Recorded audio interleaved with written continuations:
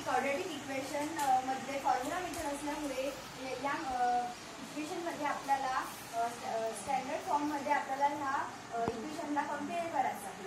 नंतर त्या एची व्हॅल्यू, बीची व्हॅल्यू आणि सीची व्हॅल्यू इथे लिहून घ्यायची.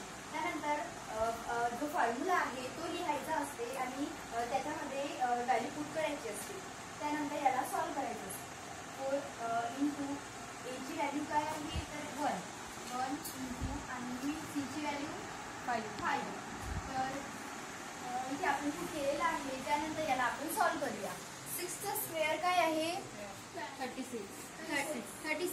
नंतर 36 मायनस 4 इंटू 1 4 आणि 4 into 5 20 is equal to 36 minus 20 किती होते 60. हे झालेलं आहे. यानंतर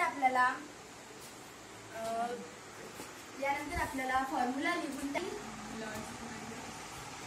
plus minus root b square minus 4ac upon 2a. यामध्ये m equal to minus b ची value 6 16 minus 6 plus minus 60 root of 16 2 upon a म्हणजे 2 इंटू a ची व्हॅल्यू 1 डायरेक्ट 2 कसं काय आलं तर इथे x व्हेरिएबल असल्यामुळे आपण इथे m नाही तर एकच घ्यायचं असतं. x is equal to minus 6 plus minus 16 हा कशाचा रूट आहे 4चा. म्हणून इथे आपण रूट कॅन्सल केला आणि इथे 4 लिहिला अपॉन 2. आता यामध्ये प्लस मायनस असल्यामुळे आपल्याला हे वेगळे करावे लागते. x is equal to minus 6 एकदा प्लस एकदा मायनस प्लस 4 अपॉन 2 और x is equal to minus 6 minus 4 upon 2. आता याला आपण सॉल्व करून घेऊया. x is equal to minus 6 plus 4 minus 10 upon 2 और minus plus minus x equal to minus minus plus म्हणजे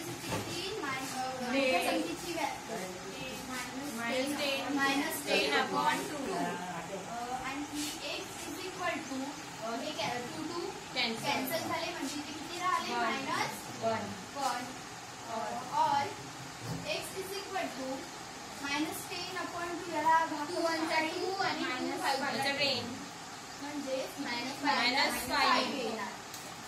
नंतर असे लिहून घ्यायचे therefore minus 1 and minus 5 is the are the roots of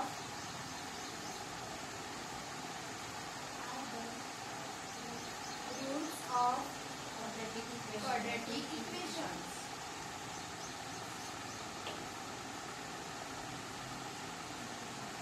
हे इक्वेशन सगळ्यांना समजलं का हो.